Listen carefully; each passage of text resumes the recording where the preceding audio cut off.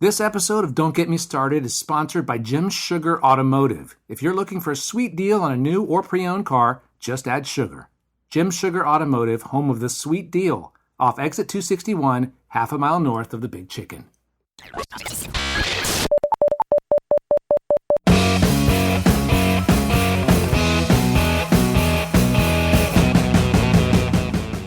This is Don't Get Me Started. This is a conversation about advertising. And here is your host, freelance creative director and creative circus department head, Dan Balser. Yes, welcome back to another episode of the podcast. I am your host, as always, and as we approach 300 of these conversations, I've done free of charge for the listening pleasure of all of you out there who have patiently stuck with me or are new to the show. Thank you so much for listening. We're approaching 300 shows. And wow, so I try really hard not to display overt favoritism, but there's some students that stand out in my memory as the special ones, and at least half of this team qualifies as that.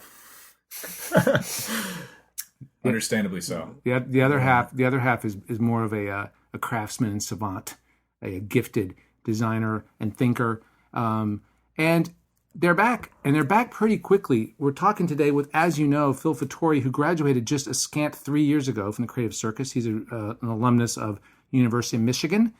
Sitting next to him, wearing the ubiquitous, always present Atlanta Braves baseball cap, is Byron Wages, who graduated from the Creative Circus, I believe, 4 years ago. Roughly 4 years ago, and attended the University of Georgia right up the street. He's a local. His parents were here today for him.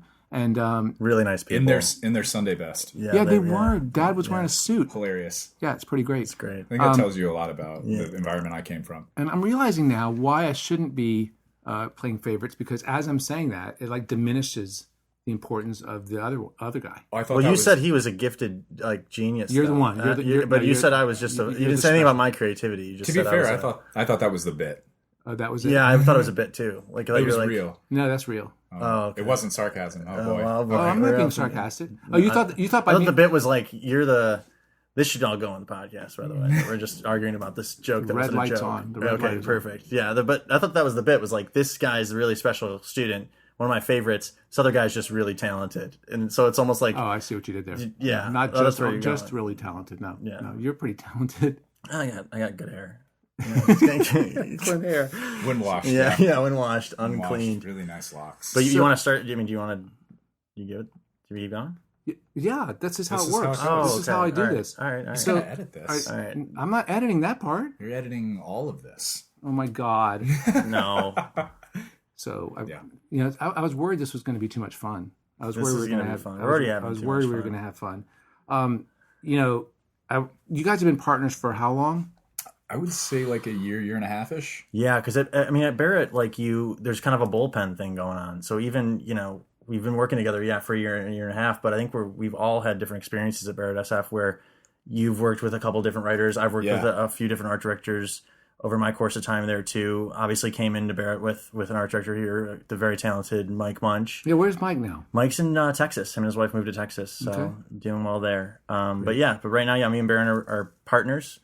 And we're working on some cool stuff, and about a year and a half. You should enlighten when you say Byron, I guess. Sorry. What are the many barrettSF traditions? barrettSF has nicknames, and at barrettSF, I am Feel, Feel. I can't remember why that one was given to me. Well, it sounds like it was designated by a Southerner, Feel.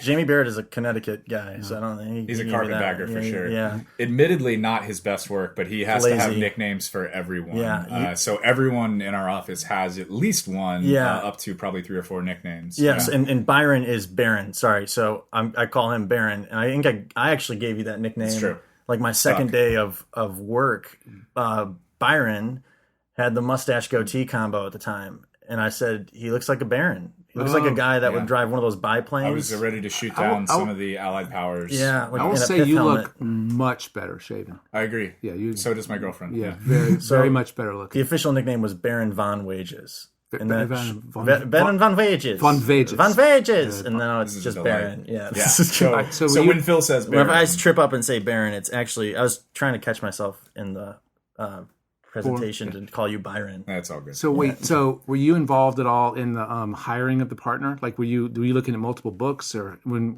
Mike? How did it work? Mike left, or he was already there? How did the partnership form? I mean, we were all there. So when you were already there. Yeah, I was already there. there. Yeah. Yeah. I was there. I should have done my math on that. That's okay. I was at Goodby super briefly, and then left to go to BarrettSF, and had been there for maybe 4-ish months maybe before you got there, around that time. And at the time, I was working with another writer who's now a writer at Venables, and worked with kind of a handful of other people off and on, and sort of was kind of not quite like freelancing it, but was you know, in a lot of open marriages. And then kind of the opportunity presented itself where people were busy on other stuff, and teamed up Phil and I, and that kind of clicked and worked. Yeah, we started working on a few, like Redwood and Exchange Bank were some of the few, and then something for Cost Plus World Market, and we've just, we've been working since then. And I came in with, me and Mike were hired together out of the Creative Circus 3 years ago, and we were working on made some really great stuff. Some like we're on a 2K Games client for like Mafia 3 game, and we made some stuff for Cost Plus as well, among other things. And then Mike left and wanted to go to Texas with his wife, so they're there now, and they're enjoying that Texas heat. And me and Byron are working together now. Well, working with a team is really important, and not just in advertising. That's why Jim Sugar Automotive teamwork is always working for you. The talented sales team at Jim Sugar Automotive will work their hardest to get you the sweetest deal in town, guaranteed.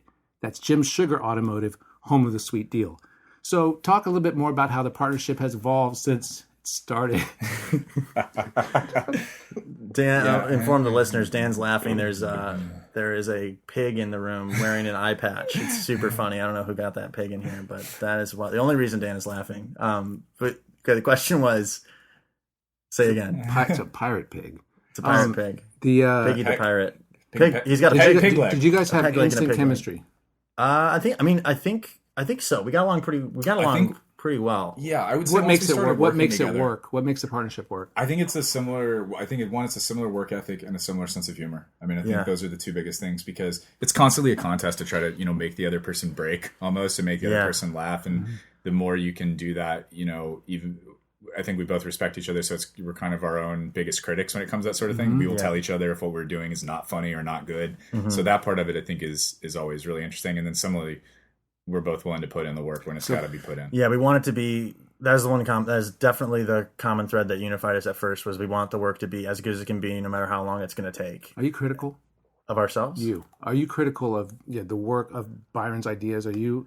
Yeah, and he's critical of mine too. Well, that didn't surprise me. Yeah, I am critical. I mean, I do it we each do it in our own way. We have different personalities, but we are critical. You'll laugh of each at something other. that's not funny to be nice, and you'll go circle back and say, "Let's make it better." Is that what you do? No, I won't. With him, I won't. If something's not funny, I won't laugh at something. I think when maybe we first started working, I would do that. I would laugh at something and go, maybe that could work. But now I think we're at this level of comfort where when we're in a room concepting, and something's not funny, that's not that funny, or that doesn't work, But also, we're not afraid to be critical of one another. Hold on. I forgot to do this part. And listeners, I apologize because I'm a little scattered today. So how much of this stuff did you guys do together? So there's this list of things on Byron's LinkedIn. And since you guys, the listeners, tend to be, I would say, less proactive, possibly at times, going online to look at this, I'm going to look at this list of things on Byron's awards. We're talking about 2016. We have a gold, a silver, a short list, The One Show, CMYK, Adweek Ad of the Day, CA, National Addy Gold, Sports Clio, Andy, AICP, 2 of those, LIA, I don't know what that is. We'll circle back. It's a heavy statue that you could kill someone with. I know that. Oh, that's what that is? LIA? It should be a prop in the London game clue. London thing? Okay. And some San Francisco Addies and regional Addies. So I didn't do a good job up front of selling this team as being award-winning, and I kind of undersold at the talent level. But when Byron was in school, he and his partner Laura had a national finalist in the. We won a national. They won a national ID. So this is a formidable, very talented team and some really great work. And I think even before we start, you guys should check out their websites. I have links on the Facebook page, so do that. I think we already started. No, I'm acting like we haven't started. So I want to talk about some of the stuff that you guys talked about in your presentation. Yes, because those are great conversation starters, and I think that.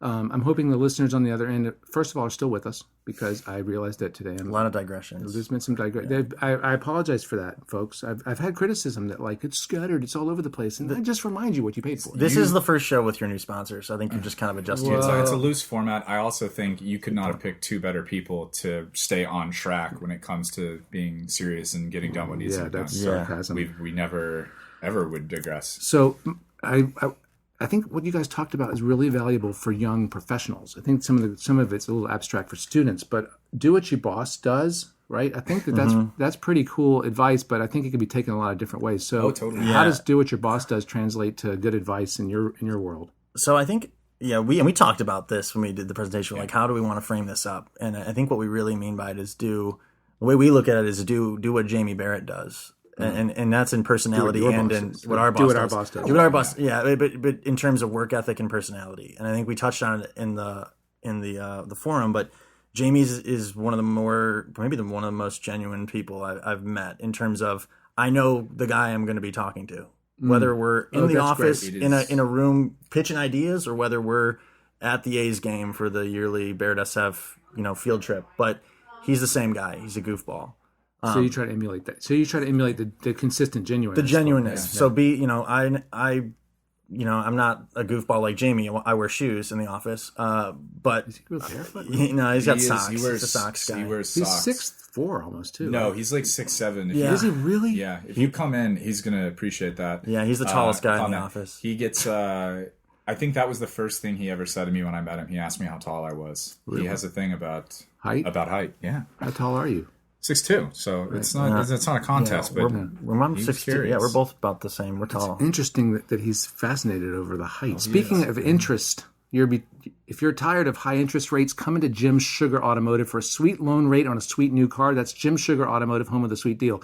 So how else do you try to the work ethic? What does that mean? We said a little bit again in the forum too, but obviously the listeners were not there. I should stop saying that. But yeah, anything he's working on, it has to just be absolutely as good as it can be. And no matter how many rounds of tweaks we're going to do, all of it is to serve the cause of making the ad as good as it can be. And that's something that absolutely has rubbed off on us to the point where we'll needle over stuff and argue about little pops in a mix or something that maybe one of us is hearing, but maybe the other one isn't hearing. So it's this crazy attention to detail when it comes to the production side of stuff too. Yeah, you let someone kind of indulge that. I think, when you talk about, or at least how we kind of wrote through do what your boss does, I think it means that, and it means be genuine. It means do what Jamie Barrett does, because that dude is quite literally the best. To me, it also means that when you start coming into a new place, your boss sets the tone for everyone from the top down. And so it's not necessarily copying what they do, but understanding what they value and what they find important and really hammering those things home is really going to be key to your success as a creative, I think. That's really great advice, to start a job off studying and paying attention to why he or she likes and gravitates towards the things that they gravitate towards, and what their sort of ultimate values and sensibilities and things that they like would be. That's really cool.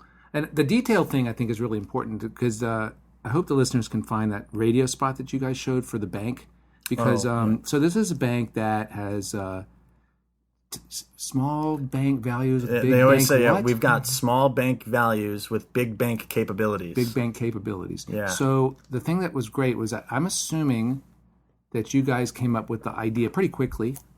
Yes. That's an oxymoron. That's an oxymoron. And then you spend the next X number of days, whatever, crafting and writing the best, either fictional or familiar oxymorons to just crafting this commercial with incredible pace and rhythm and really funny little bits. And I think that's something that we don't really realize as much in school until you get into the real world, that step after the idea is where the real magic kind of happens. It's everything, really, yeah. And I think that was what we're trying to get across in the forum to the students too, and that's definitely something we learned from Jamie, is that you've got a great idea, that's awesome, but to make it a great ad, you've got to pay attention. You got to have that attention to detail and all those. Having the great idea is the starting gun. That's the starting gun. Yeah. We talked about that even when we were kind of crafting the formula for what our presentation was. But we were talking about an example of mixes. Yeah, and we learn by example, obviously, and by watching someone who's amazing at doing what they do their thing. And Jamie,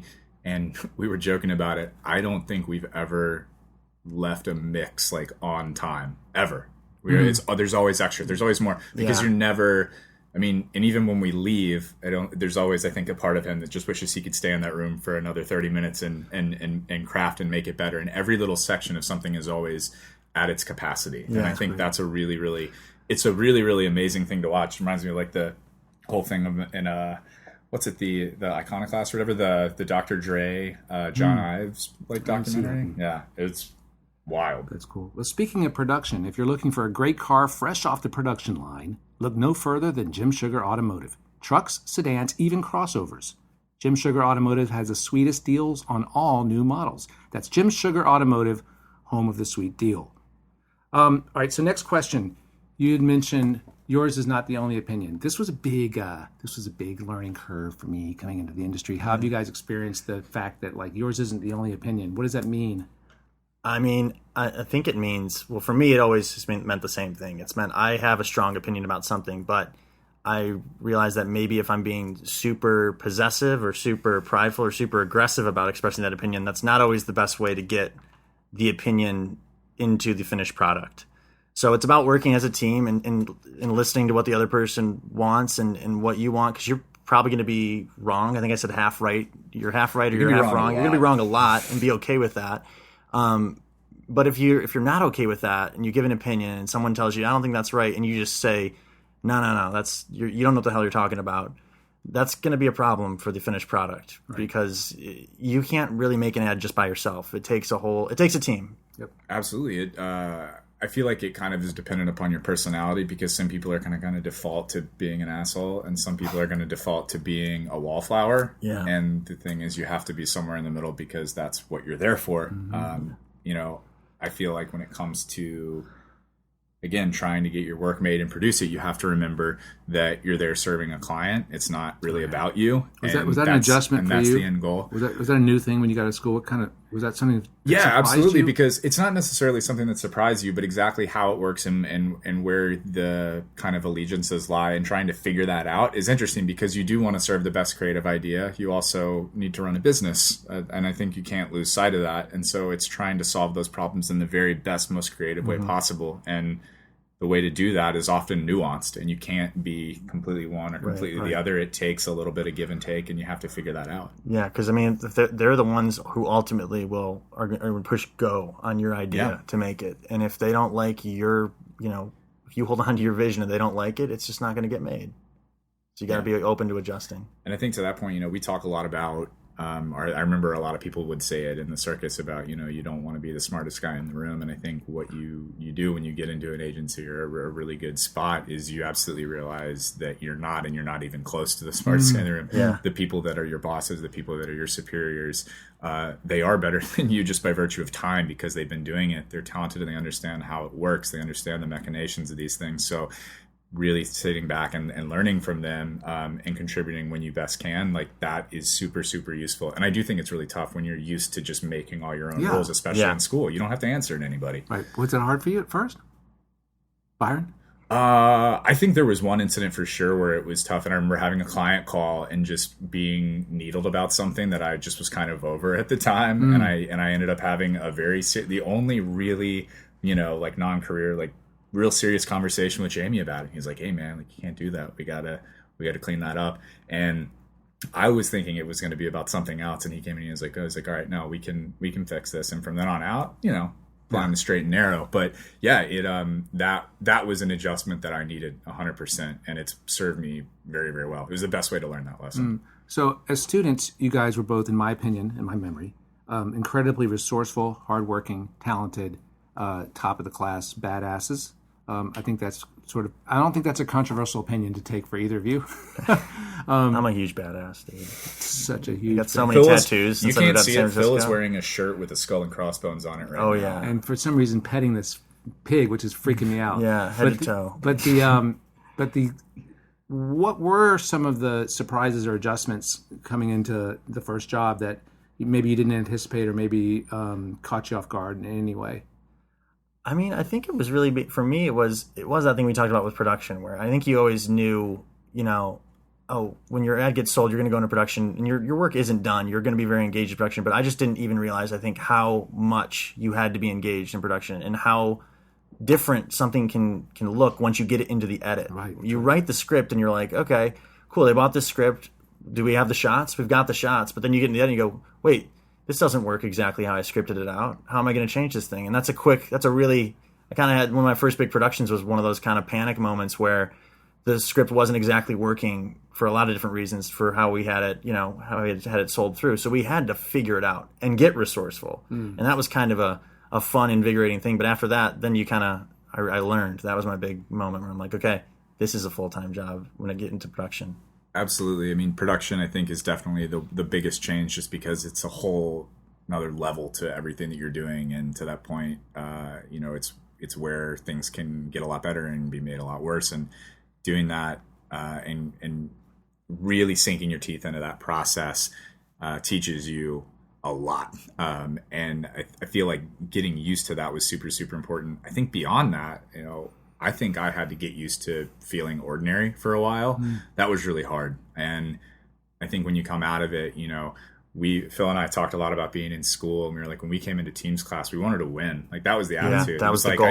I knew we would do well, but I wanted to win, and I wanted to have more ideas. I wanted to have more better ideas than everyone else. And so when you come into an agency and you're a low man on the totem pole, you know that you are, but that's still an adjustment to be like, man, I know I'm capable of great things and I want the opportunity or whatever. And you do have to earn them. But I think that was a adjustment period for me for sure. Interesting. Did you, how soon after you got to Barrett were you presenting to clients, and how quickly did you start having relationships with clients? Because I'm asking that because the difference between a small agency and a big agency. So I started my career at Ogilvy, New York, and I don't think I met a client the entire time I worked at that agency. I mean, ACDs or CDs were presenting work for us. Yeah. Wow. So how quickly? My second job, day one, I'm meeting clients. I was first week. First week, absolutely. Yeah. Like, here's what we're doing. It was the Exchange Bank. I have a call with these people. We're going to figure out, you can sit in and we're going to learn about, what they're doing, and we'll introduce you and we'll start to work on that and build that relationship. But to that point, we're in a place where I think there's a lot of attention paid to that. I think it's really deliberate on Jamie's end how, fast or slowly, respectively, you're kind of dipped into those waters. I think he's super thoughtful about that. Yeah. What does it mean? Now, Byron, I want to get to Phil's answer in a second, but Byron, what does that mean to you as far as the way you approach going to work and doing the work? Has it affected, or I guess you don't have much to compare it to, but like, what does it mean for you personally? In what sense? The relationship or Jamie's thoughtfulness? The relationships with the clients. To me, it makes me be more, I think, empathetic and a little bit less selfish about things, because at the end of the day, you remember they're the ones in effect kind of paying you. Right. So making sure that you do best by them is important. It really is. And I think that you have to kind of take that mindset. What can I do for you? Right. Because you're a client, you're an agent for them. So for me, it's just it's kind of reprioritizing. I think before you're in school and you're thinking of yourself. Your job is to get it the best job. Right. So you can afford to be a little selfish and myopic, but then you get into the real world and these are the people that need your work, and you're representing them. Yeah, I say that occasionally at graduation. I say that this marks the day where the work you do is no longer just to make yourself look good. Yeah. Like, now the work you're doing is to make someone else look good. That's true. And oftentimes both. Sure, of course. Yeah, and I mean, same thing with Byron. I think my first week, different client, but talking to clients and presenting work. It wasn't like the biggest project in the world, but presenting work to our restaurant chain client, Rubio's, and I've still present work to them now and present to all of our clients. So that was actually I actually love presenting to clients personally. I think it's fun. And it's kind of just, it's the best. It's great. You just kind of as long as you're being yourself. I mean, they just be yourself, be genuine, sell the work that you believe in, and tell them why you think it's going to work. And as long as you're kind of listening to them and allowing them to know that, I understand you, and we're going to take care of that, it's always pretty pleasant, and it always ends up working out. Yeah. Do you get a sense that they trust you right away, or is there sort of that time it has to be built, or is it just the agent? If the agency is putting this guy in front of us, then obviously I think it's different. Yeah, it depends. I think it depends on the client a little bit. I mean, I'll say this: I think the first two clients that we probably each presented in front of, those were clients that I think barrettSF had some kind of communication with before we walked into that room. Yeah. So the table was set a little bit. I think some of the clients more recently, it's a more so we're kind of just coming in for the first time a little bit more, and that is a completely different meeting. You kind of get a little bit more butterflies maybe because you don't have that the prologue or the whatever you want to call it before you walk in the room where these guys are from BarrettSF. We know BarrettSF. These guys must be good. You're a part of that first impression, which is great too. But I still handle yourself the same way you would, and if you're meeting any other client, just be yourself and you'll be good. Yeah, I think there's just fewer training wheels when you're doing stuff with with brand new clients. That's pretty much it. I think the difference is you're just having to learn how to feel out that relationship with them differently. But that's wild about Ogilvy. I could not even imagine not presenting my own work. Yeah, I think we would go for a year without producing anything, which was crazy. Oh, God. Well, just because everything was a group jump ball. Yeah. That's crazy. Speaking of trust is key to all good relationships, be it between copy director and art designer or car buyer and car dealer. So if you're a car buyer, why wouldn't you trust the best dealer with the best deals? That's Jim Sugar Automotive, home of the sweet deal. So that was a live announcer read. I don't think they understand the titles here. What did they say? Art designer and copy director? I'm not sure. It sounds like they don't really understand advertising, but obviously they've done some sort of market research to determine that this is a good audience for them. Well, Jim Sugar Automotive. I trust them with cars. I trust them with cars. I hope they're better with cars than they are with titles of creative people. I think they do one thing well. Yeah, great deals. Great, sweet deals. Sounds like it. Sweet deals. Sweet deals. Oh my bad. It's Jim. Sorry, Jim. All right. So, do you guys always over deliver to Jamie?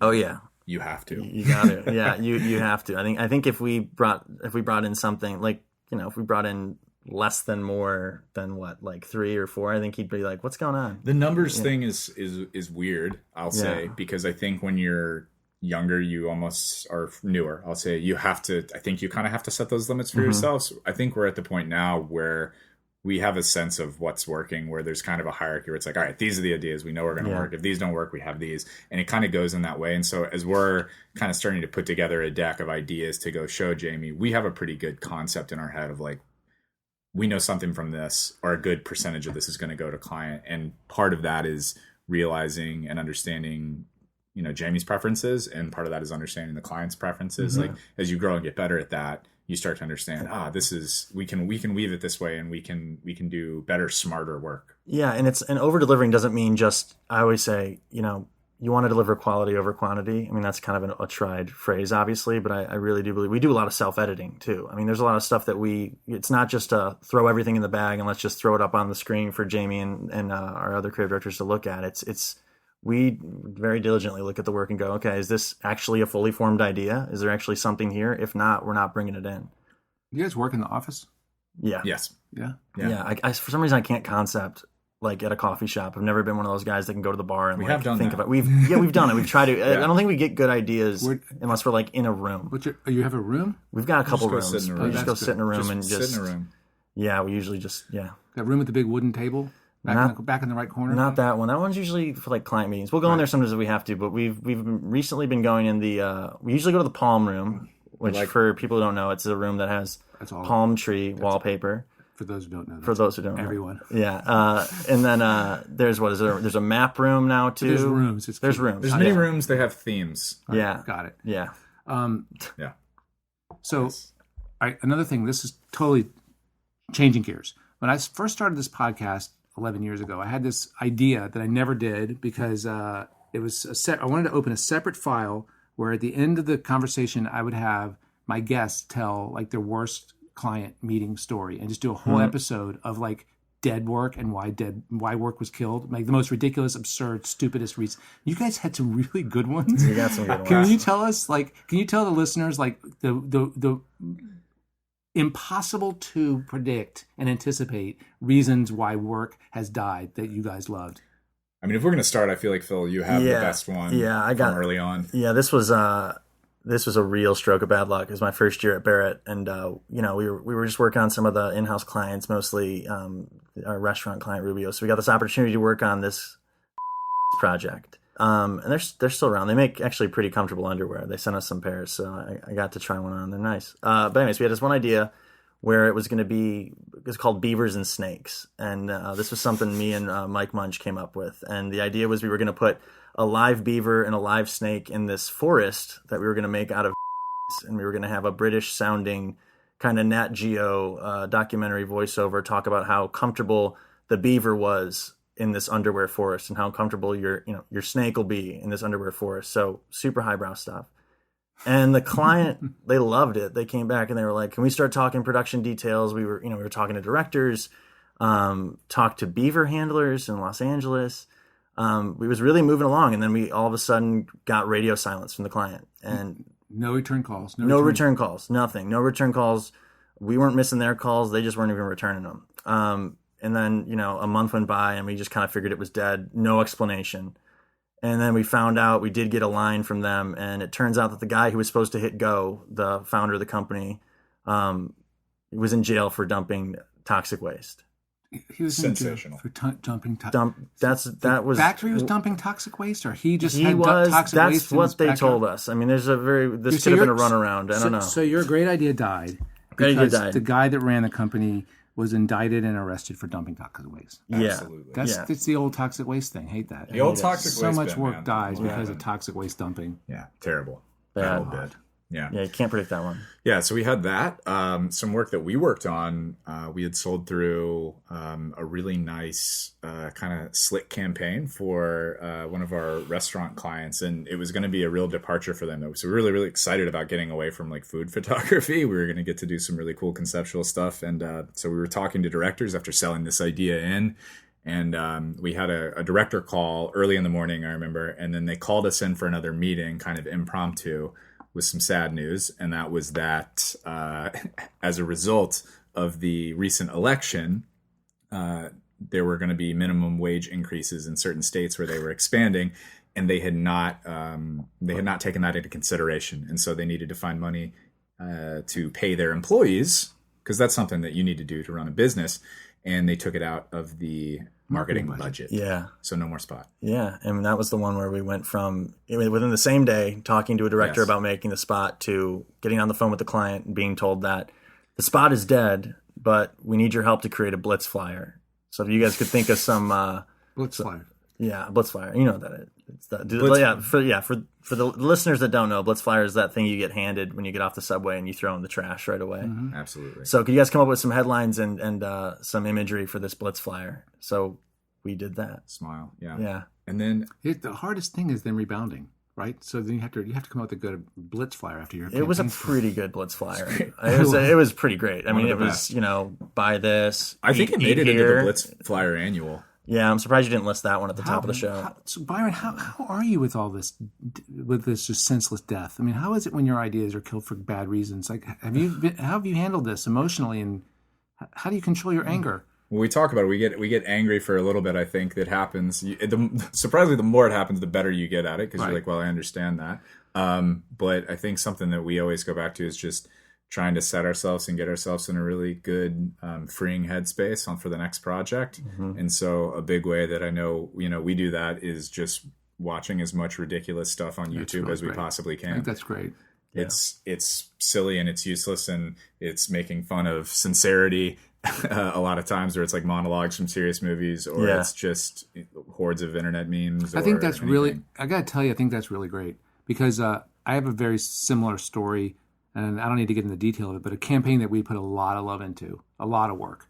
And it was unceremoniously beheaded in a giant client meeting with a CEO that said, not only do I not like it, I hate it, I'll never run any of it. And everyone else in the room was nodding and loving it. That was very tactful of him. He reminded him, and it was something we never could have anticipated. It reminded him of something from 40 years ago that he'd hated. Oh, great. Yeah.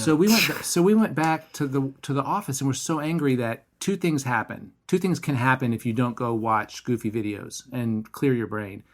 One, how do we fix it? How can we iron out his problem and just represent it to him, which didn't work, couldn't work. In this case, we thought it could have. Or you just say, fuck this. I'm just going to do whatever they want. And you just give up and bail, and you do something that's fine and crafted okay, but you wouldn't want to put in your book. You're not proud of it. The other alternative is that, and I think that when I was younger, I didn't realize what I preach now all the time to students, is that you don't have ideas in your mind. Your mind is a machine that makes ideas. Absolutely. So you're not going to run the machine that makes the thing doesn't run out of the thing that the machine makes, but you feel like it's precious and you feel like that was a great one and I don't think I can do another one. It's like, well, you came up with that one. Yeah. You can do it. And these are so easy this is so easy for us to sit here and say this, but that pain and anger and frustration of being kind of blindsided or the rug pulled out from under you is a pretty profound, upsetting feeling in the moment. I think it's great that you guys found a device to pacify it. It's really cool. Everyone stop what you're doing. I hate to tell people to mute your podcast for a second, but go watch the Applebee's Coach ad. Type in Applebee's Coach. We'll take a minute of silence. Applebee's Coach. Yeah. It's amazing. It's special. It's really, honestly, it's the best education I think you can get. Yeah. It's hilarious. Did you do it? Did you watch? You didn't do it. You didn't do it. All right, so you know what? I'm going to have to throw that up on the Facebook page and make it easy for them. Facebook.com/DGMS podcast. I'll throw that up there for you. Please do. Switching gears again. So how much of Jamie or your other creative directors' input, thumbprint, creative direction is happening? What's the relationship between the creative directors that you guys have, and maybe how does it vary between them, and maybe having come in from your previous job?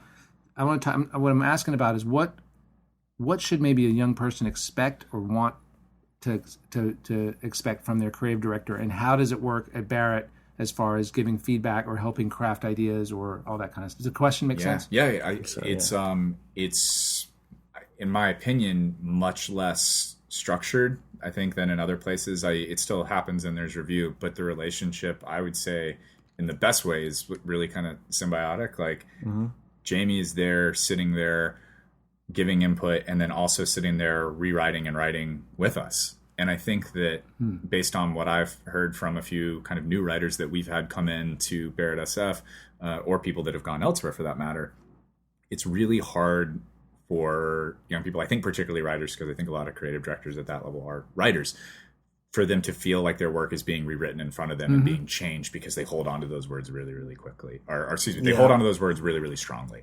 And the matter of fact is, like, it's still the idea, and they're there to craft it and to make it better. And you do have to learn to kind of say, this is all of our thing and this is our idea, and we're going to make it the best it can be. I think that almost letting go a little bit is really, really good. And the feedback is, we're going to make this thing the best thing forever. And he's in there writing it too. Like he'll sit there with you and go, okay, we can figure this out. Yeah. As a writer, of somebody who works with Jamie and writes scripts with him, it's not, let me make it clear, it's not like Jamie's writing the first script or the second script or the third script. It's okay when he's sitting with you and your guys are working out some language things, because it's not changing your idea. It's not changing, in some cases, your story or the concept. It's just getting it. Sometimes it's a restructuring of the script to make it read better for a presentation to the client. It works. You know, it's not just, because I'm of the school of thought a lot where I write a script. I had to actually adhere to rules in my head where I'm like, I shouldn't know what the character's thinking. That's bad script writing in my mind. You shouldn't tell you can express what their emotions are, and you can draw a conclusion that way. But in a client meeting, it's okay to throw a little joke in there. Right. So when it's tweaking stuff, a lot of it is for the presentation to the clients. But yeah, to Byron's point, I don't mind it if it's really just to serve the idea, to make it the best idea it can be. It's totally fine. Yeah, and I think to clarify, it's more so that I think, again, coming out of school, I know a lot of people that I've spoken with feel failure is too strong a word, but it feels bad to have someone come and tweak and rewrite something, and people take that, I think, as like a negative sign. It's like, no, this is a great thing because we like your idea and we see something of value in it, and we're able to create. Right, that's the difference, though. I think with Jamie, the passion and enthusium is apparent. Yeah, 100%. You can just tell when he likes something. Oh, he loves it. Yeah. So that's really cool. But do you feel a sense of ownership over your? I mean, absolutely. That's the most important thing. Absolutely. Yeah. I mean, like I said, it's your script. I mean, it's shortening the description. It's just shortening descriptive copy. It's trying to come to a better conclusion or a better ending and stuff that's going to plus up the overall story. But it's by no means is it. I mean, we get to write our scripts. I mean, absolutely. We're concepting that and we're bringing it to him, and he's kind of saying, "Yep, let's go with this. Let's go with this. Let's go with this," and we again go from there. But yeah, absolutely. He is. I mean, again, I have very little to compare it to, but masterful at giving input and still having it be your thing, if that makes sense. Like I still, it's not, possessive, but the ideas still feel like our ideas, and we have ownership in a way that drives us to make compelling work. It's not like, oh, well, forget this. This is not even our thing anymore. Like that's never happened. And I think that's really, really important. And so to get into that mindset, I think is super helpful. It's like, we'll make something, and it's like just getting to visit like a Zen master, and then they just say like one little sentence. Thing. Like, oh, well, now that's how that's supposed to work. Okay. You want his input on the script because it's going to make it better every single time. And honestly, that whole attitude of creative directing, where if they start kneeling with your script or start making it a little bit better across the board, all the creative directors at barrettSF, the same thing. It's all just to serve the idea. So it's great.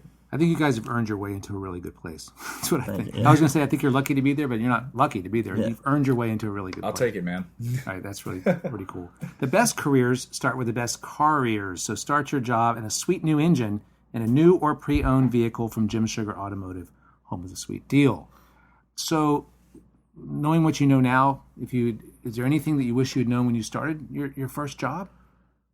I don't know. Not really. I just kind of like just learning it as I've gone along, to be honest with you. And I feel super, you said we earned it, but I do feel super lucky that I was able to start my career at barrettSF. I have learned so much and become such a better creative just by working with Jamie and with our other creative directors. So I'll just name them: Todd Eisner, Ariana Minzadeh, Brad Kale, Pete Harvey. When I first started, was a great mentor to me. And still a great friend. There's been worked with some great people, and the team there, everybody wants everyone else to succeed, and everyone is trying to make everyone's ideas as good as it can be. It's super apparent. It's really great. I feel like I would have probably just gone straight to Barrett. I spent a little bit of time at Goodby. Yeah, well, so I took and what felt like a more promising internship from a few different places. And I took one at Goodby because I wanted to be in San Francisco.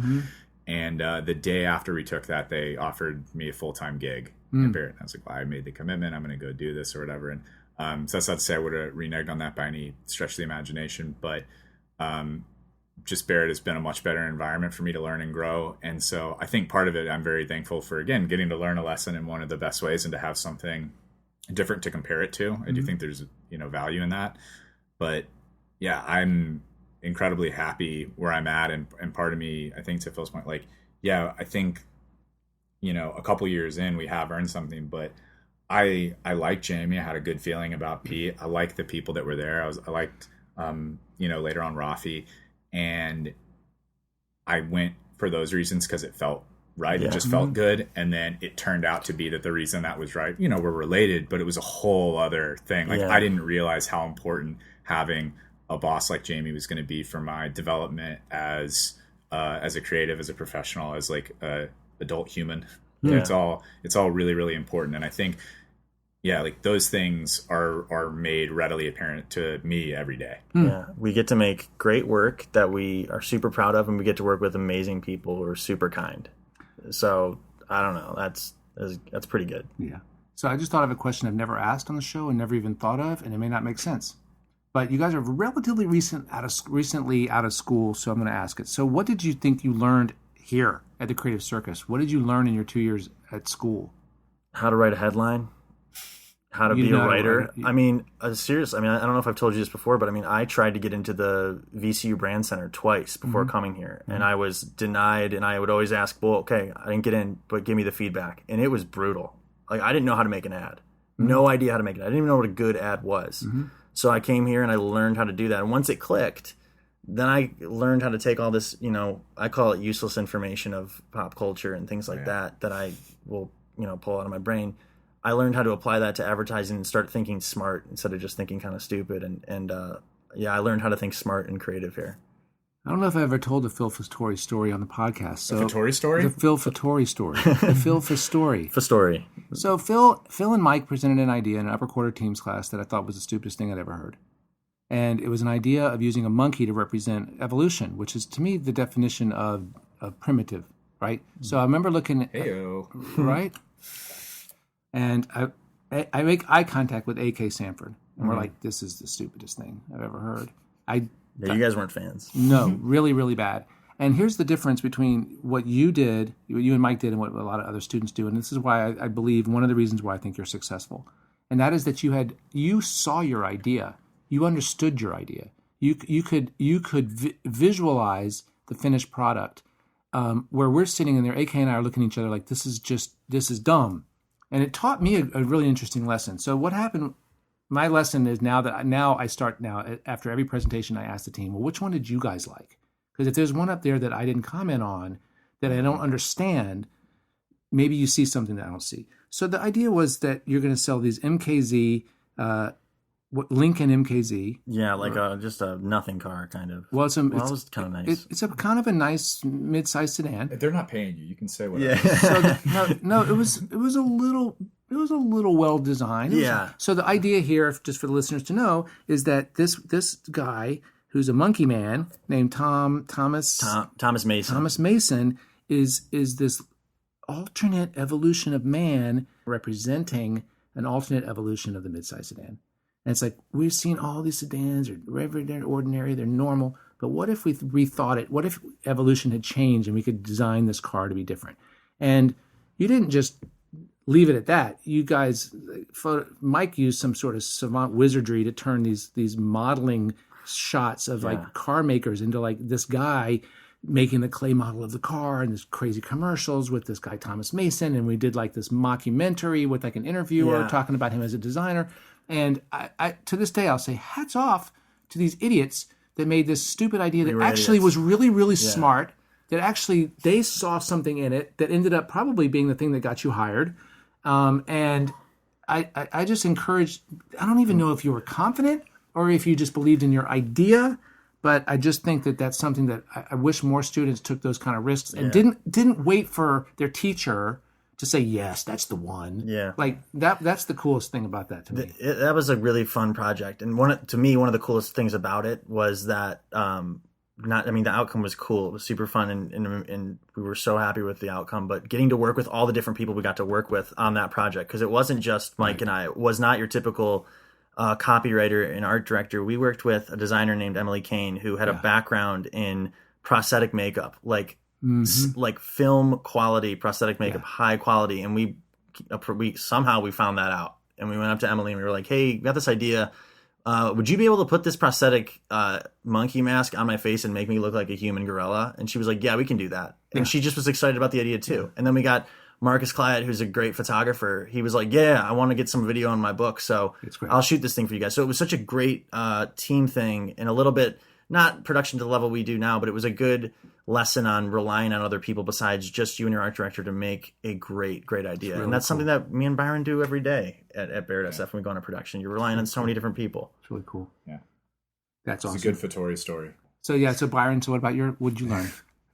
I was trying to think about it while we were telling a Fattore story, and I feel like for me it had to do about realizing it. It taught me how much I fear mediocrity, if that makes sense. The thought of it gives me tremendous anxiety, and so I remember a few things like very specifically, and they're really kind of like Sylvia related or not for people that have been to the circus. But I remember when I left college or graduated college, quit the job that I had and came here, totally different career path, and I had never really done anything graphically. Really? I had like drawn and painted casually, but that was the extent of it. Never knew much about it other than like, hey, this is cool, I think I could do this. But like I remember saying that I was going to go to the circus, and I remember being terrified that everyone else was going to have these like art school backgrounds and they were going to know everything. And I remember just locking myself in a room every day and trying to learn off, illicit versions of Photoshop and InDesign and Illustrator, and trying to teach myself that stuff. And I think it was out of fear. So I learned that fear is a really good motivator. Can be. I started that stuff with Sylvia where, it just seems so overwhelming. I remember this is one of the things I tell people to give them an idea of how it goes is you're handed this syllabus of like 4 or 5 pages, and it looks like a murderer's ransom note because it's all in different fonts and stuff like that. I've seen these before. Yeah, it's a nightmare.